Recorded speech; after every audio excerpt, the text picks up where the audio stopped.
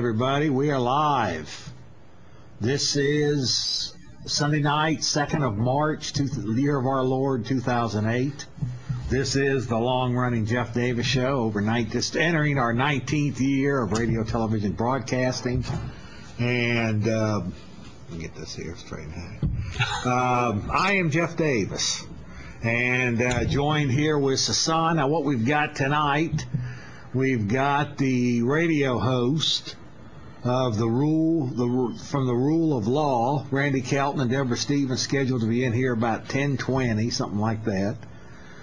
I'm also going to play about 5 or 10 minutes of a November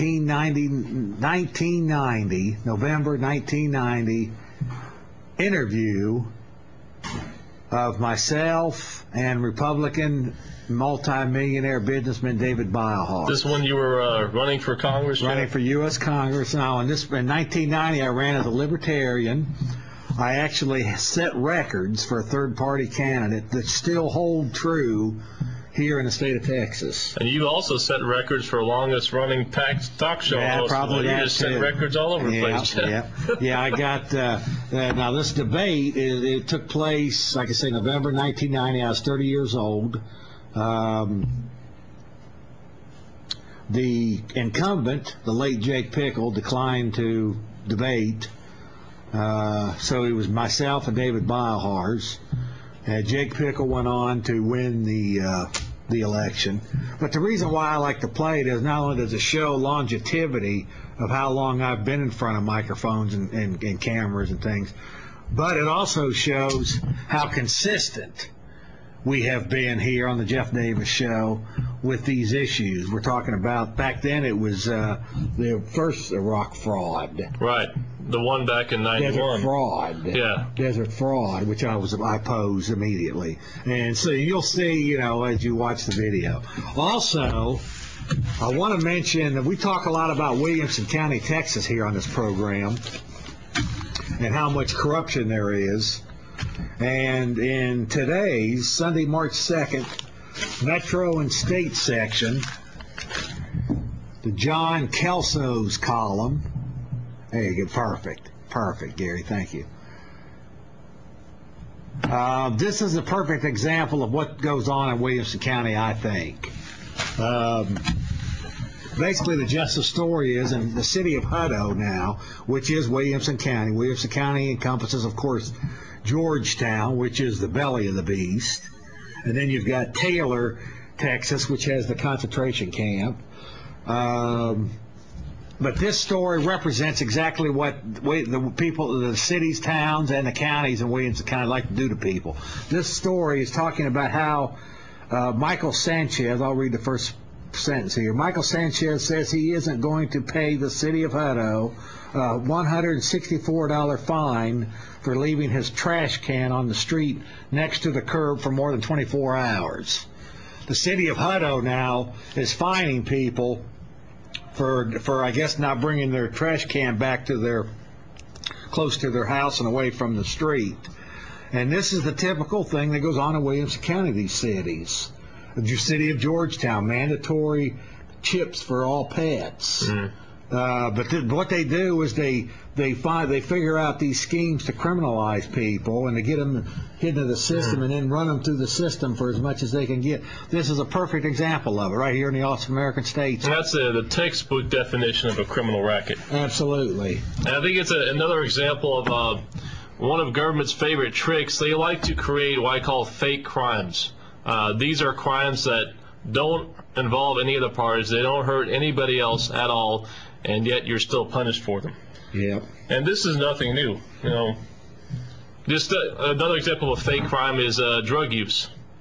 There's no difference between drug use and this. No difference between being punished for smoking weed or being punished for leaving your trash can out on the curb for more than 24 hours. In both cases, it harms absolutely no one, and yet you're punished for it anyway. And Kelso, in his story here, is quick to note that the city of Austin does not fine people for their trash cans, or are they inclined to implement such a policy. So we're seeing these things, a lot of these right there in the heart of Williamson County.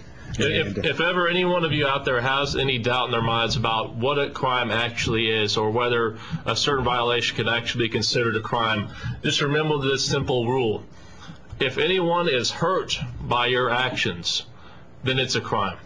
If you have violated someone else's individual liberty, you have violated their life, liberty, or property, that's a crime. Everything else falls outside that. Therefore, every other law in the book trying to criminalize something that doesn't fall within those guidelines is a scam. It's a racket. Yeah. And I want to just mention again what Terry used to say. He described it as public morality laws and private morality laws. They're two different things. Public morality laws are things like do not kill, do not steal, don't assault, physical aggression, truth type of stuff. That's where the government can serve to protect life and property. But when the government when all the problems start coming into being is when the government jumps into the private morality laws. That is things like what's somebody smoking, who they're sleeping with, who they're gambling with. When they get into these private morality laws, things that they shouldn't be involved in is when all the problems come into being. Exactly right. And sometimes, again, the things that don't involve morality at all, sometimes they interfere with you just basically engaging in business. To give you an example, recently I know there was a small town on the edge of Austin that was incorporated into Austin. Until they were incorporated, they had their very own trash pickup service, their very own private company that they hired to pick up their trash. As soon as Austin incorporated them, they immediately made it illegal to use that private service. Now you have to use the city-approved trash pickup service, and all those services are illegal. And if they don't have them to pick it up on time in Hutto, then you get fined. You get fined. All righty, folks. This is what government does. This has been the game for tens of thousands of years. We're going to go to about 10 minutes of, again, a U.S. congressional debate back in November of 1990, consisting of myself as the Libertarian candidate for U.S. Congress and David Balhars, who was the Republican candidate. So we'll do that, and then hopefully Deborah and Randy will be here to give us updates on their seminar and what's going on in Williamson County. Can't wait. Okay, so let's roll it. We'll be back, folks.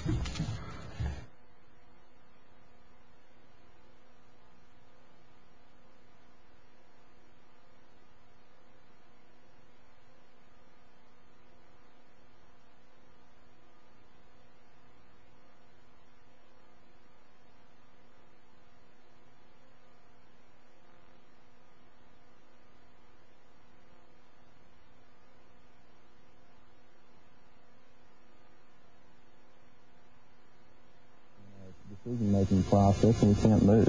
We need some new people in Washington. Well, be curious later on to talk more about how you would propose that we break out of that gridlock specifically, but now let's turn to Mr. Davis and hear what he has to say about the Persian Gulf situation.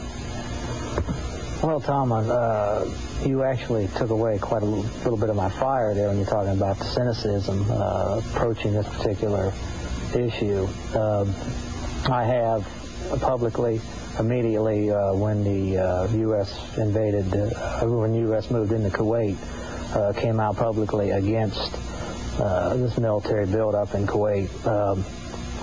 To analyze the situation, Mr. Bauer should know this, but we only get 8% of our oil from that particular region. Okay, most of our imported oil is from Mexico and Venezuela. You take countries like Germany, Japan, where they are almost virtually dependent upon that oil in the Middle East. They should be the ones protecting their interests if it's in their interest. I just don't think that, with the way the situation is right now, we don't need that oil. We do, but then again, we don't. Estimates are that if we were to dig up and manufacture the oil in our country right now, the domestic U.S., we would have enough oil in this country for 125 years. Not only that, you throw on the alternative energy sources. I just don't believe this is good policy. The United States should not be the world's cop for Germany and Japan and these other countries that are dependent upon that oil. So I think the whole movement, military buildup in Kuwait was political. You had a recession coming on. It's an election year. You had defense installations getting cut, getting closed. You had congressmen getting their bases closed in their districts. I think this thing was politically motivated. It's dangerous and needs to end now before we start sending our young people back in body bags. Right. Another challenge that the United States faces abroad is a very quickly changing world picture, and adapting to those changes. The most dramatic evidence there in the past several years, of course, is what's happened in Eastern Europe and the Soviet Union in particular. Dramatic changes there. How would you propose that we react to those changes, especially given the extremely high expenditure we have militarily? Would you propose budget cuts for the military, given the reduced threat from the Soviet Union? David? Yes, we have to. We are really in the middle of an economic war right now, and the Cold War, in my opinion, is enough to reduce the defense buildup or defense establishment we have in Europe. We have to do it. We can't support. Right now, we're almost in an equal buildup in the Persian Gulf to the number of troops that we have in Europe. It has to stop fairly soon. We have to maintain, I think, first of all, keeping open the sea lines of communication through the Navy, and I think that we need to make a phased withdrawal from Europe. But fundamentally, this country is in an economic war, and whether we want to fight it or not, we're in it, and we have to start fighting it. And Jeff, let's hear from you in regards to any changes that you would propose vis-a-vis our relationship with the Soviet Union or our NATO alliance. Well, that's another issue where I've come out publicly. Constitutionally in this country, as citizens, we are guaranteed a strong defense of this country. And I believe that the citizens of this country should pay and provide for a strong defense in this country. However, what I don't believe is that we should, as citizens, pay and provide for a strong defense of this country and 100 other countries. And that's essentially what we're doing. Right now, we're defending Thailand, the Philippines, Korea, Japan, Germany, Italy. In my mind, in my view, there's no way you can justify to anybody taxing the American people to pay for the defense of other nations.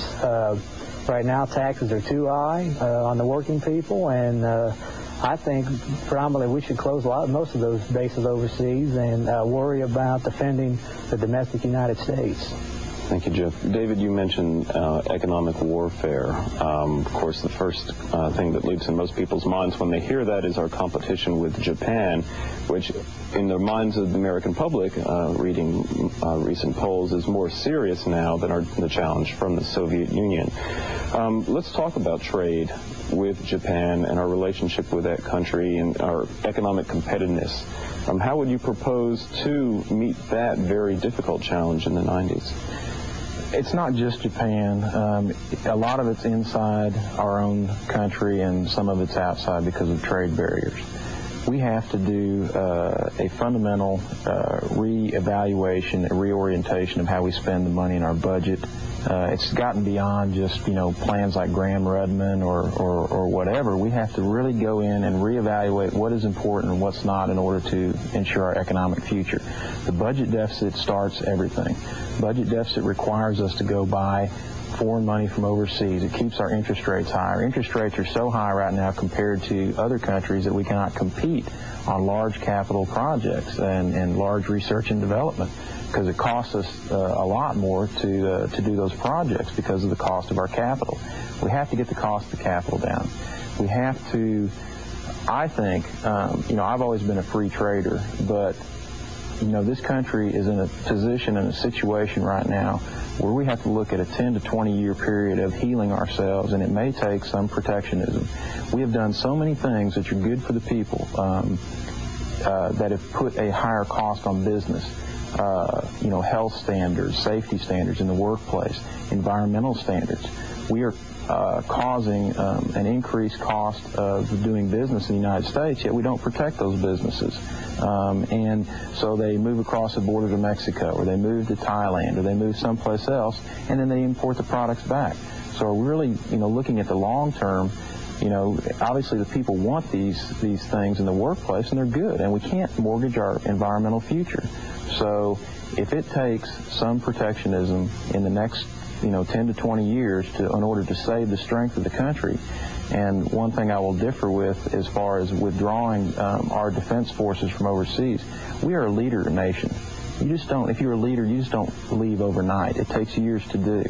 And so we don't create vacuums. We don't cause Germany to remilitarize. We don't cause Japan to remilitarize.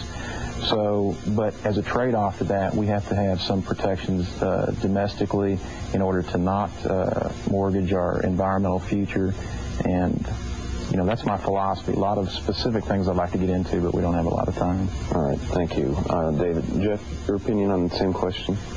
Well, I think you understood the question to mean the trade imbalance. That's part of the challenge that we're looking at, obviously, making the United States competitive in a broader sense, too. Okay, well, like Dave said over here, one of the main problems is our industry is so heavily regulated. You got OSHA, and you got EPA, and you've got, literally dozens of bureaucracies that regulate our industry. And with the increased cost of regulation, our industries cannot compete overseas in international markets in a lot of cases. So one way to be able to compete effectively is to look to deregulate a lot of the industries and let them compete on their own basis. Again, the budget deficit is a problem because as long as we continue to run deficit spending and bring in foreign debt capital to pay off the imbalance, we're going to have high interest rates. That's going to affect the housing market. That's going to affect car industry. So basically what we're looking at here is we have to, number one, we have to cut the budget. I personally and publicly came out, and I did not support the budget that they come out with. And I just here the other day, quite clearly, there was tremendous amounts of fat still in that budget that were not cut. In 1983, the Peter Grace Commission came out with over 1,000 items that could be specifically cut from out of the 1983 budget. To this day, only a little over 200 of them have been implemented. So you're talking about hundreds of billions of dollars of fat in the federal budget that 435 congressmen across this country will not cut because they continue to want to channel money into their districts. So in addition, Tom, in 1980, revenue into the U.S. Treasury was $547 billion. Okay, in 1989, revenue into the U.S. Treasury was $941 billion.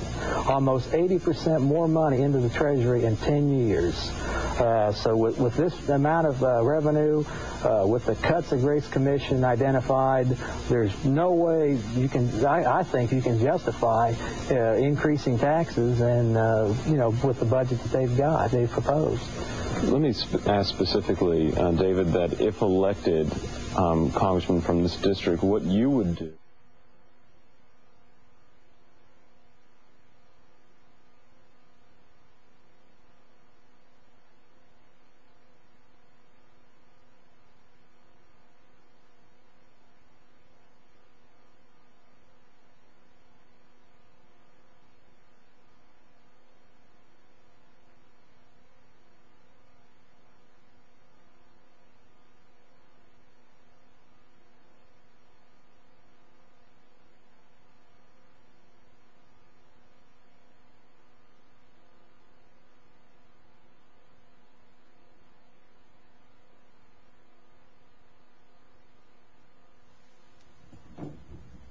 Hey, tell me when the audio's up.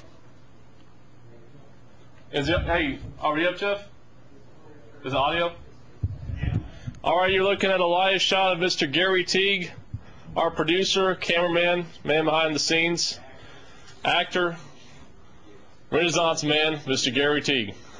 Glad to have you here, Gary.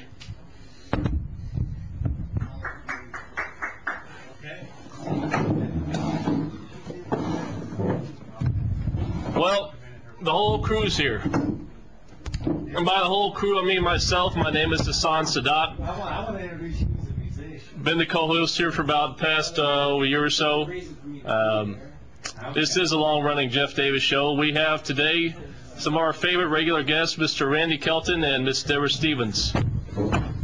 All right. It's a fun show when they're here. Come on, Deborah. Come on, guys. I'm going to separate you two. Separate. By the way, Williamson County, today's statesman, Hutto, Texas. Williamson County, they're now fining people $164 for leaving a trash can on the street next to the curb for more than 24 hours. Yeah. Williamson County, right there it is. Cool. It just goes on. And They just once keep they get making you more in the mistakes. they get you in the system, run you through the system. Folks, anyway, we're here with Deborah Stevens, Randy Kelton. How was your all seminar? It was great. We packed the house at Brave New Books, and we gave everybody a lot of information, background on the motions and the filings, how to file them, and stuff like that. So it went really well. We were really happy with it. We're getting together a group of people to go mine the jail records and the county clerk's records, and contact people that have been run roughshod over by the system, and get them learning how to do this stuff too, because when the grand jury gets flooded with thousands of criminal complaints against the district judge, they're not going to have any choice but to indict him, especially when all the paperwork, all the motions are backed up, rock solid, chock full of case law and statute. And may I just say, if Deborah seems like she's out of breath, it's because she just finished up another radio show. Yes. I have another radio show on Sunday nights on another network, the Ron Paul Revolution Radio Network. My show's called Liberty Music Review, and I do it with Steve Dorr. The Ron Paul Radio Network, okay. Ron Paul Revolution Radio Network. So this is different from WTPR. Yes. So now you're on two radio networks. Oh, man. Yeah, her show ended at 10. Our show starts at 10, so as soon as it ended, she hightailed it over here. But we're happy that they're here now. I got a chance yesterday to attend the first half of their seminar. They couldn't stay through the whole thing because I had to go to work that day, but guys, I was blown away. And, you guys have been there before, and I understand the gist of what you guys do, and you've even taken me along with you before for filing criminal complaints, but I thought you guys, it blew me away, your seminar. And I've been around you guys enough to know what you do, but even I was shocked at some of the things I learned, exactly how easy it is to make public officials crap their pants. It really is beautiful. Now, like I said before, I'm not a big fan of government, but I really get a kick out of watching public officials squirm. It's almost a sadistic pleasure for me. And these guys have the step-by-step instructions on how to do that. So you're going to want to pay attention to what they have to say. And you all are going to Williamson County tomorrow, right? Tomorrow, the axe begins to fall on Williamson County. And I was listening to your show Friday, and you've got Steve. Is his name Steve? Well, somebody called in and said that they had attempted to, or somebody attempted to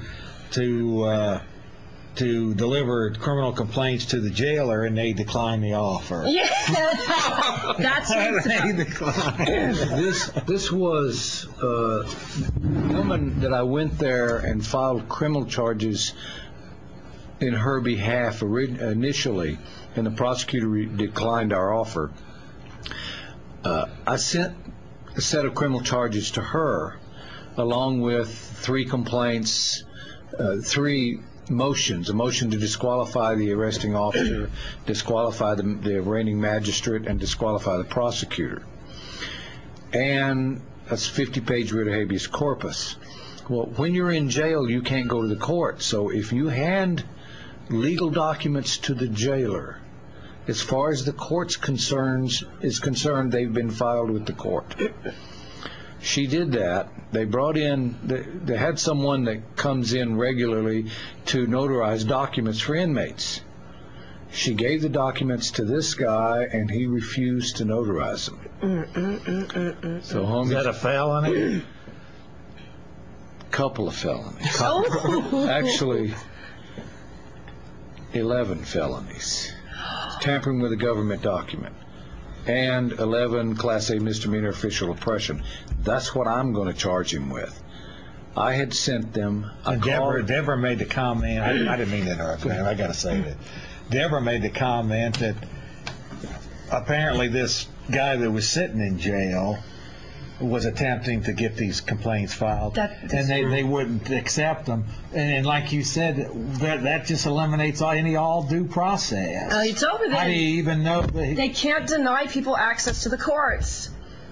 It's statute. If an inmate hands paperwork to the jailer, that is by statute considered being filed with the court. They can't deny people access to the courts. Yeah, so yeah. Go Makes ahead, sense to Andy. me. Go ahead. So that's what he did.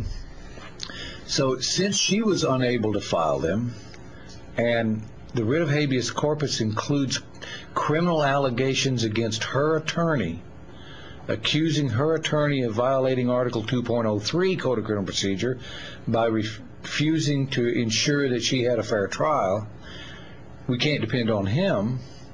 So I'm going to go down tomorrow and file the writ myself. I was going to approach the court amicus curiae. Amicus curiae means friend of the court. Anyone can approach the court as a friend to the court. And the judge was going to say, and who are you? And I was going to say, I'm the guy that just looked in the court record and found no criminal complaint giving you jurisdiction. You need to stand down from the bench.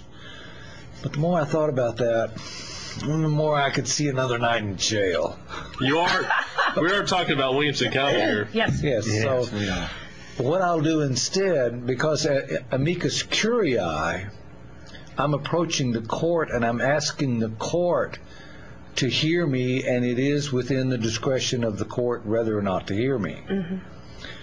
However, if I file the writ of habeas corpus, everything stops. Whatever the judge is doing, it stops. The last one I filed was in Williamson County, and it was in my behalf. And the judge came in. When you file a writ of habeas corpus, you take it to the court clerk. The court clerk will immediately sign it to a judge and either give it to you to take to the judge or take it to the judge herself. And the writ of habeas corpus is considered the great writ. Everything stands down before the writ of habeas corpus. Well, it's about 800 years old, isn't it? Yes. In Montgomery County, the judge was having a murder trial. Waited till the witness on the stand finished, stopped the case, and heard my writ. Oh. Well, he threw me out of the building, but he said I wasn't an attorney, so he refused to take it. So I filed criminal charges against him. But he stopped his criminal trial to tell me that. Tomorrow the judge is going to be having motion hearings, and then they're going to start selecting a jury. Well, I'll go in with the writ of habeas corpus and put a stop to all that. And the judge is likely to tell me, well, I have all these cases, and I'll tell the judge, I don't care what you've got. Now what you've got is a writ of habeas corpus. Everything stands down. You do this. And if he doesn't do what he's required to do, then I'll go out and ask that big, bald-headed bailiff, bailiff, go in there and arrest that judge. It's going to get real interesting. Then I'll go file criminal charges against the bailiff. And what the bailiff will do is go tell the judge that this guy's going to file criminal charges against me because I wouldn't come in here and arrest you. Then we move the judge to disqualify himself. And it should get pretty interesting. It would be nice to have a whole room full. If anybody wants a little entertainment tomorrow, you might come down to the 277th in Williamson County. I won't be there. I'll tell you that much. And just as a little bit of background, for those of you that never heard of Randy Kelton or seen our show before, about 30 years ago, Randy first discovered that there is a process from arrest to trial that public officials must follow. It's in black and white. This must be done before this, before this, and before this, in that order. And at any time they deviate from that step-by-step process, it's a crime, usually a felony. You're talking about the Texas Penal Code. Texas Criminal Code of Criminal Procedure. And in this case tomorrow, this woman has sat in jail for a year, and there is no criminal complaint filed in the court records. There's not even a case. Check this out, Deborah. The court has no jurisdiction. Today's Statesman. Michael Sanchez says he isn't going to pay the city of Hutto, Williamson County, $164 fine for leaving his trash can on the street next to the curb for more than 24 hours. See, they just come up with anything to get you in the system, and they just run you through the system. Well, what Randy discovered was that almost none of these public officials are following the law. They're basically treating it like it's a suggestion book and basically making shit up as they go. And it's completely criminal from top to bottom. And it's, as Randy pointed out in the seminar yesterday, it's not really a conspiracy. You know, there's no underground organization that, we're going to circumvent the law. No, it's just something that kind of happened over time, and now they're trying to fix it, and they figured out how to fix it. And Deborah made a good point on her show, your show, that you have to almost blame the mainstream media, don't you? They're for definitely being so part of it. complacent on handling this type of stuff. Sure. How many people have been abused and run through the system. You don't hear too much about it in the mainstream media. Yeah, I'm glad for Jim Swift that he's, covering this issue and looking into that. It's good to have a few allies in there. He's going to definitely want to do a follow-up story on what Randy's going to do tomorrow. You would think that a average conviction rate of 100%, 99.6 rounds up, would be big news. This is in Texas? Yes. Yes. 99.6% of cases lead to convictions. Yes. Yes. Everybody takes the deal. Even if In other words, there is no due process. If you are charged, you are convicted. They think due process is some kind of foreign language. There is zero due process. Yeah. Every step from arrest to trial is against the law. So it's just one big show? It's all song and dance. And the allegation I make in the writ is not just that they break law. The policeman arrests you. And when you get arrested by a policeman, you expect certain things to happen. You expect to be taken to a judge, and the policeman tells his side, you tell your side, and you figure when the judge hears my side, he's going to let me go. So instead of being taken to the judge, you get stuffed and cuffed and chucked in the car, and they take you straight to jail. Reason for that is to interrupt your expectation of fair treatment. You start out expecting some kind of fair hearing. If you're a criminal, if you're dirty as dog do, well, you know the routine. It doesn't make any difference to you. You know how to make the deal. You know that's going to come, and you know how to work the best deal. The one this is a problem for is the innocent person. You get arrested and you're innocent, you're going to be righteously indignant. You're going to be upset. You're going to expect to go before that magistrate. First thing they're going to do is throw you in jail and interrupt that expectation. Then the jailers are going to work a very specific routine on you. They're going to press you and push you and apply pressure to you, demand that you do stuff. They jerk you out of your orderly life and throw you into this situation where you have everybody around you making demands of you. That sounds like boot camp. Boot camp, exact same strategy, until you raise that first objection. And then everyone lands on you like a ton of bricks until you capitulate. And when you capitulate, everybody treats you like a great guy. They all get real nice and all real accommodating. So long as you do exactly what you're told when you're told without question or hesitation, they treat you just fine.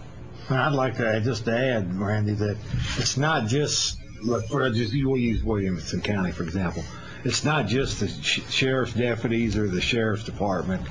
It's the district judges, it's the prosecuting attorneys, the defense attorneys, bail bondsmen. They're all making money off of this. All making money, and everybody wants the same outcome. You think your bondsman wants you to spend 2 years fighting this case, and he's still hung up on your bond? He's got a certain amount of collateral posted. When he reaches, he can put up 10% collateral. But once he reaches 10 times his collateral, he can't write any more bonds. So he needs to get you on bond, get you off bond as fast as possible. Deal. That does that. Sasan, Jeff, could you put up the graphic real quick? We're going to go to calls here in just a minute, folks. But let's promo the rule of law. And by the way, the time has changed. It's now 8 to 10 p.m. on Thursday and Fridays. All right. So go ahead and, Sasan, you can do that if you want. Promo that one. Yeah, sure. Oh, good. He did make the changes. Yeah, the show that Randy and Deborah do every Thursday, Friday nights called The Rule of Law from 8 to 10 p.m. Central Standard Time on We the People Radio Network, WTPRN.com. Or here in the Austin area, you can tune into 90.1 FM, and they're talking about basically the same thing that we're talking about right now. Listen to their show often enough, you will have a very good idea of how to protect yourself against these public officials effectively. Did you have anything else? You want to try some calls? We'll try some calls. So, but there are people going to Williamson County tomorrow, right? I'm hoping. He's definitely going. For the record, okay. I'm kind of mobilizing the troops. The more, the better. The person I'm going to help is named Summer Shore. So if anybody wants to go down for some entertainment, just go down and ask the clerk where Summer Shore's case is going to be held. What time are you figuring on being down there? I'm going to try to be there about 9 o'clock. 9 a.m. Which tomorrow. building is this in Williamson County? This will be in the court building next to the jail. 9 o'clock at the court building, Williamson County. She's charged with a felony, so it'll be in the district court. It's in the 277th District Court. And there's no complaint ever filed in the court. She's never formally been charged with a crime, and she's been sitting in jail for a year. Boy, in Williamson County? Yes. Boy, this is no due process. They're going to kick their behinds. They cannot. When you do start that. digging around and looking real close at the records, you find all these little gems. Half the time there's no warrant, there's no charge. Here's a gem. What do you think The about prosecutor, something like that? see the I prosecutor. think we can turn that around on them. Yeah, You're going to like this. This is better than that. yeah. Well, I'm just saying, this is just a small example I know. of Standard how they get procedure. people in the system. When they think they can do anything they want to, Then they start pulling crap they like do that. everything they want to. I asked the court clerk to see the minutes of the grand jury. And she looked at me like I'd just stepped off Mars. She said, "The what?" They have to have minutes of the grand jury, or else all the indictments are bogus. The minutes All of the the indictments grand ever came jury. down from Williamson County are bogus. What's this about getting money back in triplicate? Yeah, for due process. Go ahead, Randy, tell him. Because you're talking hundreds of thousands of people have been shredded. So if there was a way to, like you say, to really get them to. If a governmental agency collects a fine or fee in violation of the due course of the laws, they must reimburse the fine or fee in triplicate. Where's that court criminal compete? No, that's in the government code. Government code. Yeah, no, we should take some calls. Let's take some calls. The biggest problem here is with no minutes of the grand jury, the indictment was never read into the court record. That means none of their indictments exist. In all of Williamson County, all the indictments are bogus that they've ever done. If you go back down there and you see all these Williamson County judges and prosecutors are looking up, they're looking up because they can see the sky falling in on them. Big time. Okay, we're going to try to take some calls, folks. I want to just mention Google Jeff Davis Show. We've got, Sasan actually has got about 50 new videos up on a Google video library. It's beautiful. Awesome. Yeah, it's beautiful. And you can watch all kinds of show, YouTube. So just go on to Google Video. I think it's video.google.com, and just search for Jeff Davis Show in quotes. And I've got, I think, 28 videos up there so far. There's even more related to Jeff Davis Show. I've got 28 full episodes in date order, ready to go. Beautiful. So you can find all that, folks, by Googling Jeff Davis Show. Okay, welcome. You're all worldwide. Oh, hi. Hi, ma'am. Listen, what you were talking about the police, and what I've seen living in Austin for decades is just a massively increasing police presence. And I agree about Williamson County. It's like Nazism, fascism, a fascist state out there. I don't even want to be on the roads in Williamson County. You know what's encouraging? We know what's encouraging, ma'am, is the way Randy tells it. That's what makes Williamson County so vulnerable, is that they are so corrupt. So we can get to them easier that way. Oh, really? Yeah, Well, you know, even in Austin, when you end up calling the police for anything, they come to arrest. They come to bust, or they've wasted their time. Right. And the fact of them being so corrupt is policemen get into this business, and most of them want to be good guys. And they get into actual police work, and they find that it is a horrible, horrible mess. Most of them don't like it, but by the time they realize they can't fix it, they're invested. They've devoted their career to this. So they keep abusing people. Yeah, so they go along to get along, but they know what they're doing is improper. They know it's not right, and then when somebody comes along and puts their finger on it, they're like a deer in the headlights. They know they've been doing this wrong, and somebody comes and nails them. They look like a cat with feathers. It makes them feel vulnerable personally. And the reason I wanted to go for Williamson County, because everybody said it was the most corrupt. Well, I've got that 2-hour documentary for them. Well, that told me that these officials are the most frightened. They didn't create this corruption. They just walked into it. They know it's corrupt, but nobody ever said anything. And then all of a sudden somebody starts saying, hey, guys, the king doesn't have any clothes on. And everybody's looking around feeling naked. Especially the judges. Well, they need to. Yeah. They need. That's everything. Everything we're doing is about beating up the judges. And let me ask you this, Randy. This is very important. When you're going up against something like Williamson County, are they more afraid of you if you A, hire a defense attorney, or if you B, represent yourself? If you hire a defense attorney, they're not the least bit afraid of you, because he's on their side. A defense attorneys get out of college and they're going to change the world.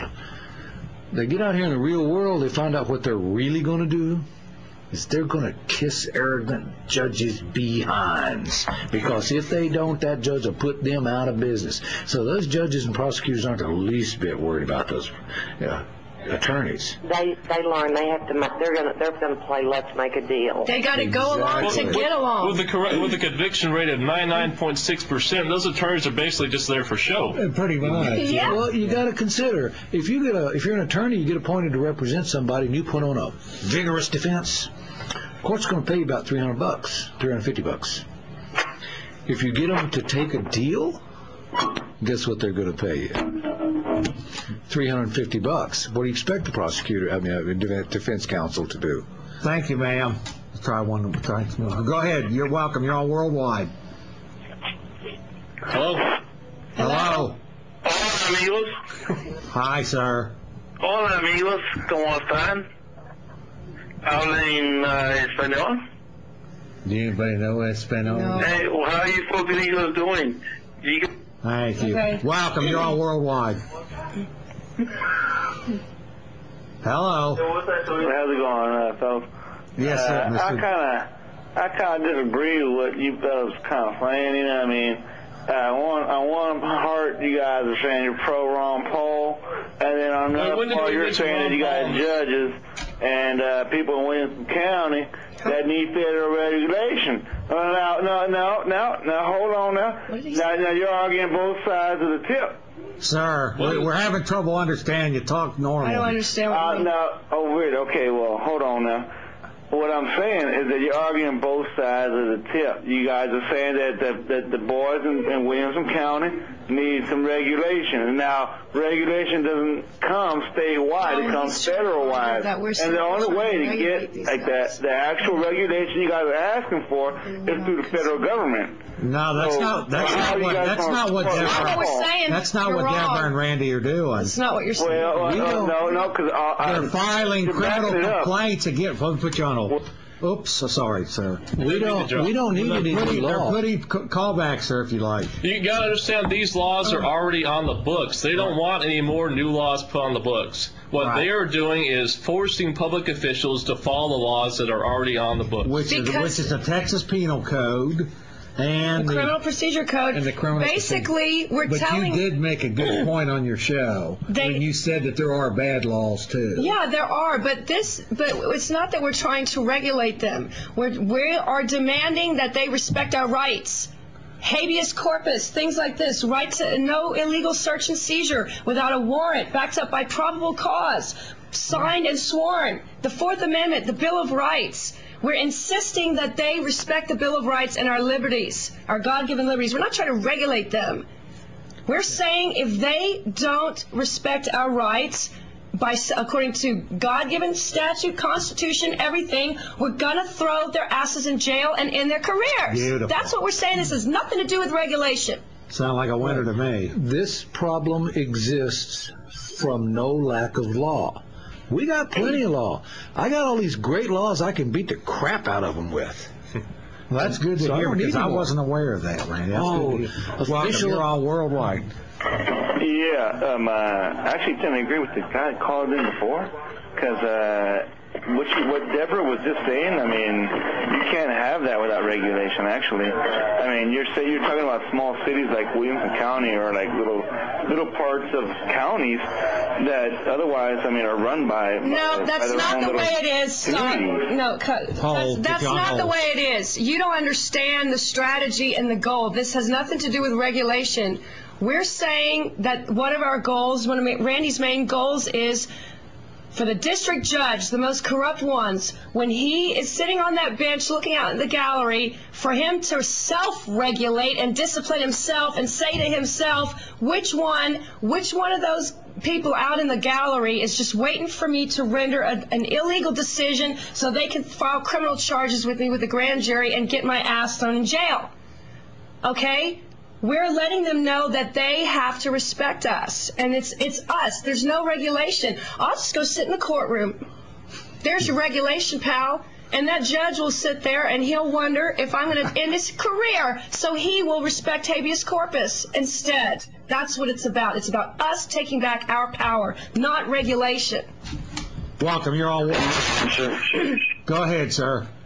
Hello. Yes, sir. Welcome. I need to talk. Hey. Can I speak? I'm sorry? Can I speak, sir? Yes, sir. Go ahead, sir. Well, okay, who am I talking to? What does the thing on the TV say? Well, it says, as a good man, Jeff Davis, I don't know. He's a good man. Yes, he is. Yes, he is. Anything else? Very good man. Anything else, sir?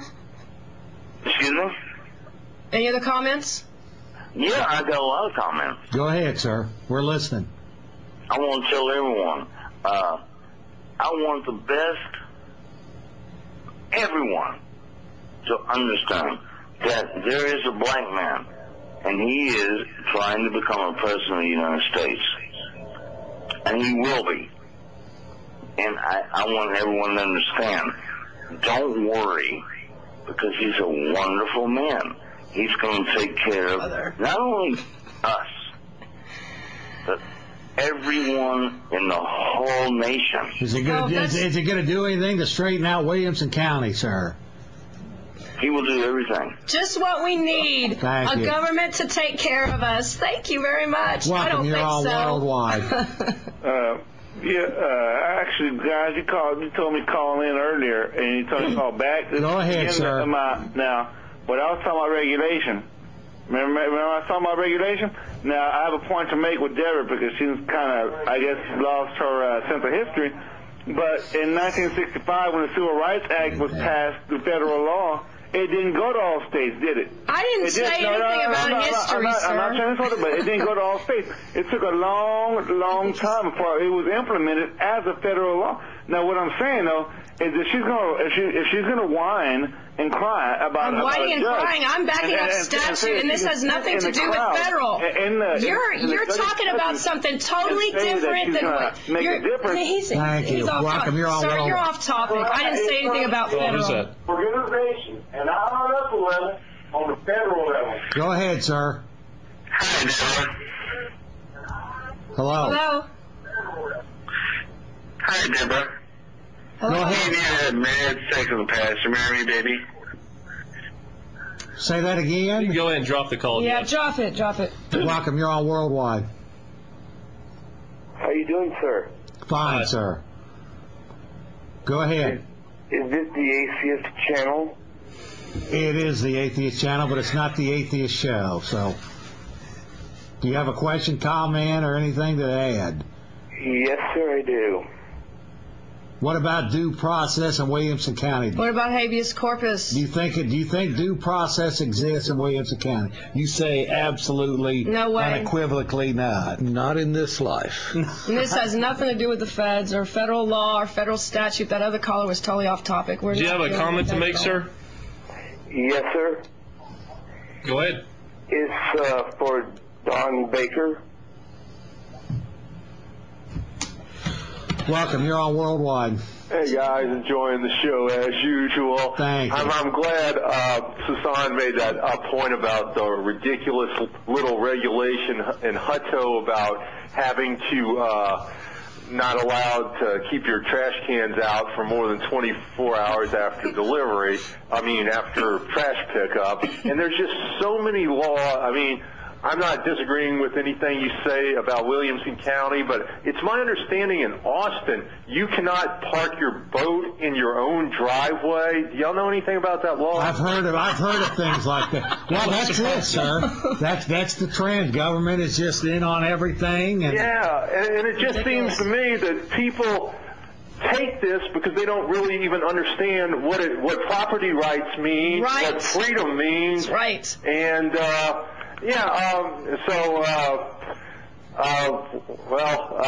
way I look at it, all these things coming at us from local, I think local governor is worse than the federal government, in my opinion. Yes. Can be. Absolutely. It's like all these property taxes and seatbelt laws. The local government, to me, is a greater threat to freedom, a greater direct threat to freedom than Al-Qaeda. And if George Bush was a good president, and he isn't, he drop a bomb on the Austin City Council. Have you noticed nowadays? Have you noticed a lot of politicians are actually judged by how many stupid laws they can pass? They'll say in my 4-year career I passed 10 stupid laws. My opponent only passed 2 stupid laws. And they're going around arresting and imprisoning people in the counties and never even filing a charge against them in the court. No, that's crazy. Well, keep up the good work, and everybody vote for who? Ron Paul. Say it again. Ron Paul. All right, have a good night. Thank you. By the way, he's not the black guy. He's the old guy, so don't discriminate against the old guy. Oh, man, I'm telling you what. And with the voting fraud, and, people ask me, well, how do you feel about Ron Paul and what's gone on with his campaign over the last few weeks and all these kinds of things, and what if he doesn't win the nomination and all this stuff? And, it's just like, I don't care what he says or anybody else says. I don't even care if Ron Paul says he's dropping out or whatever. I'm voting for Ron Paul in November, come hell or high water, no matter what. And if I have to bring a Sharpie and write his name on the voting machine screen, okay? And I know a lot of people that feel the same way, so they're not going to stop us this time.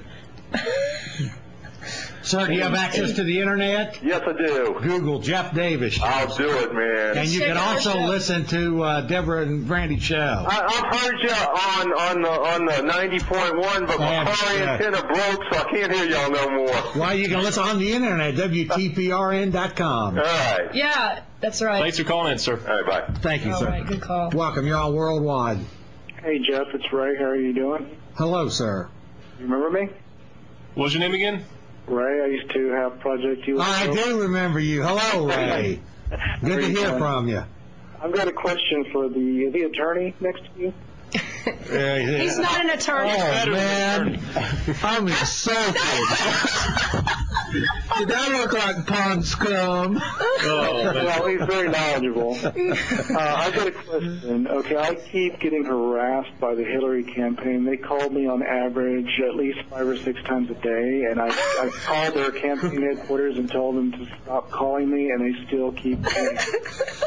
How do I get them to stop? If you call the telephone company and tell the telephone company that these people are harassing you, if they have gotten 2 other calls, they'll go down there and pull their phones out of the wall. Well, actually, the call's coming in from South Carolina. It's an 803 number. Wow. They give the number to the local office. They'll still do it. It's You federal. call the phone company and get real ugly with them, the phone company is real good about putting a stop to that kind of stuff. Because, I mean, I told them, I said, you know, every time they call, guys call me, I'm going to call you back and harass you like you're harassing me. Try calling the phone company and ask whoever answers, who is the president of the company?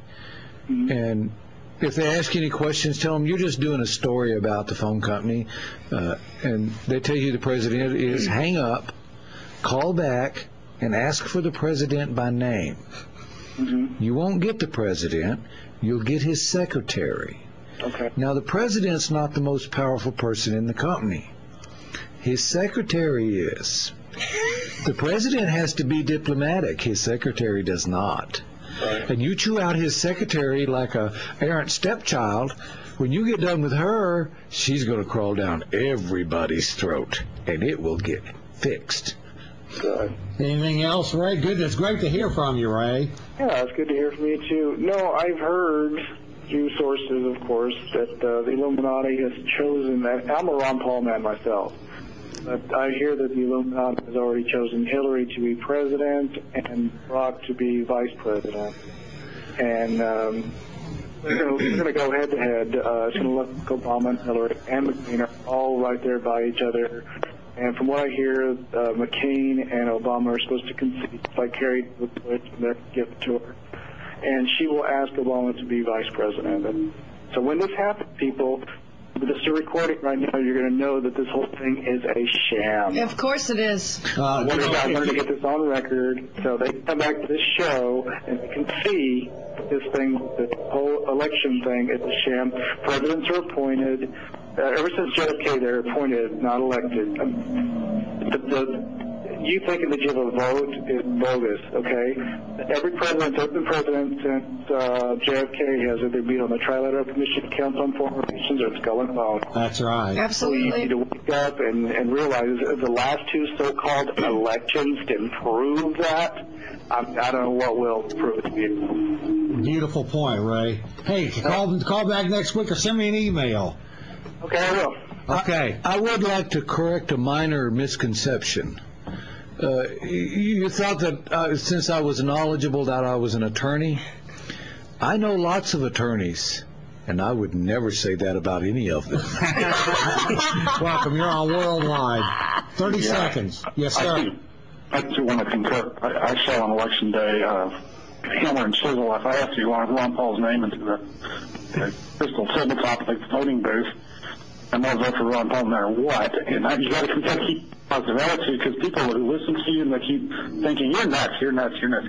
When they tell you, if you never back down and say Ron Paul, Ron Paul, Ron Paul, you understand. So they don't understand. Yes, They sir. will. Excellent. Thank you.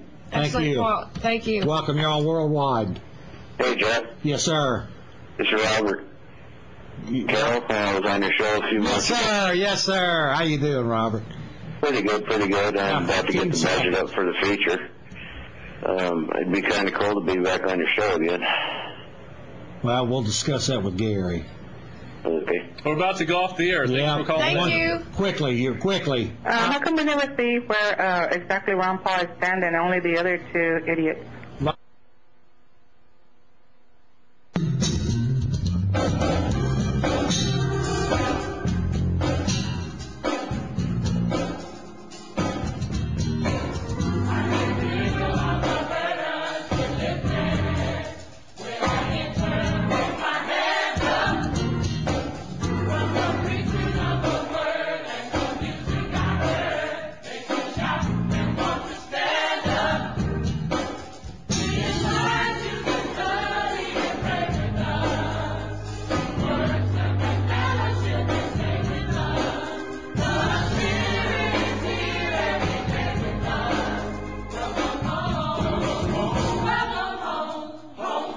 Hi, now that you've looked and listened to our broadcast, I want to invite you to worship with us in person. Here's my promise. I'll save a seat for you. Welcome home. Welcome to all of that.